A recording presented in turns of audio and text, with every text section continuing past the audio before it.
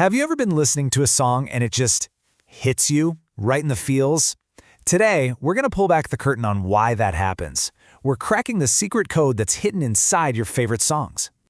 I mean, really think about it. One minute you're just cruising along, totally fine, and the next, a certain song comes on, and you're either welling up with cheers, you've got an unstoppable urge to dance, or, yeah, you're suddenly pushing 80 on the freeway. What is actually going on there? Well, it might feel like magic, but it's not an accident. That huge emotional punch your favorite songs deliver, a lot of the time, it's the result of some very specific, very deliberate choices rooted in science and math. So, here's our game plan. We're going to dive into the secret playbook of the music industry. We'll look at the actual code behind the sound, the frequencies they used literally program your emotions, and how they can even hack your brain and body. And at the end, we're going to ask a really important question. Are you being played? Okay, so let's get right into it. This whole secret code really boils down to two key things that artists and producers are masters at manipulating: frequency and tempo. The first one, and this is the big one, is frequency. It's measured in something called hertz, or Hz for short. Now, all you really need to know is that hertz is just the sciencey way of talking about a sound's pitch. Higher number, higher pitch. Lower number, lower pitch. Simple, right? But this is where things get really fascinating. It all starts with the very foundation of the music you listen to every single day. The standard way instruments are tuned actually has a built-in psychological effect on you. Okay, check this out. On the left, we've got 440 Hz. This has been the standard for pretty much all pop music since 1953. And here's the wild part. It creates this subtle, underlying tension, a tiny bit of anxiety that keeps you on edge and makes you crave the song's resolution.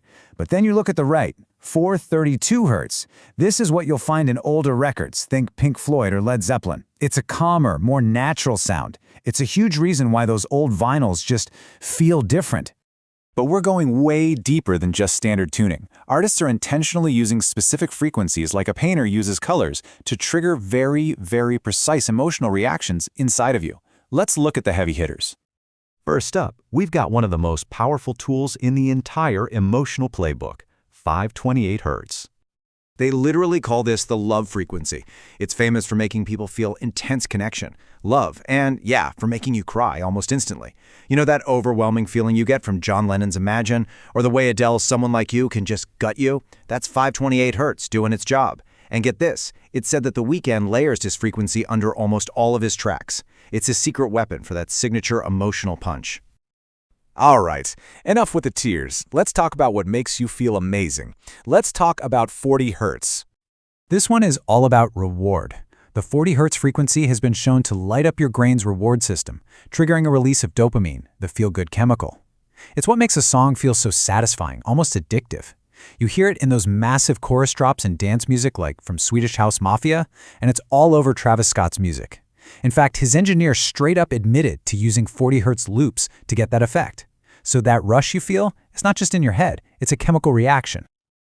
So we've talked about your emotions, but this musical manipulation goes way beyond just making you feel something. It can actually influence your physical body and even your mental state. Okay, let's talk about tempo, or beats per minute, BPM.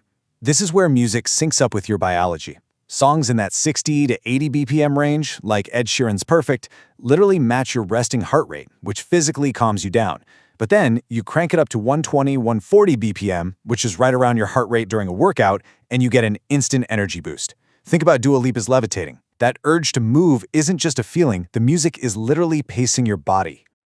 And they can even target your brain waves.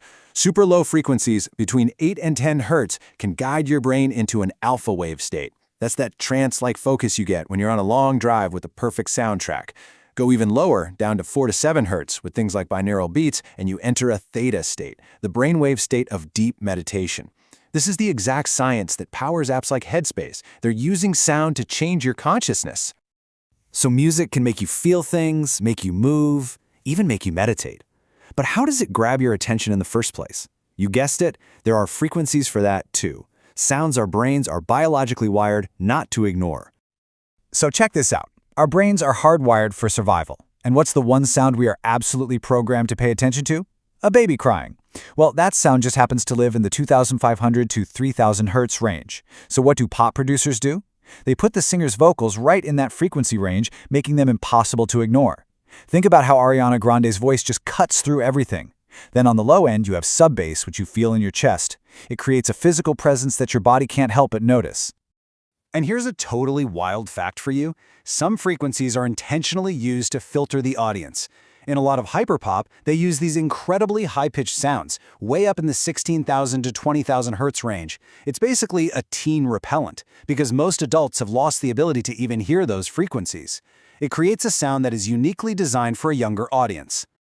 So when you start to put all these pieces together, the anxiety-inducing standard tuning, the emotional trigger frequencies, the physical and mental hacks, you begin to see that this isn't just art, it's a systematic approach to engineering a hit.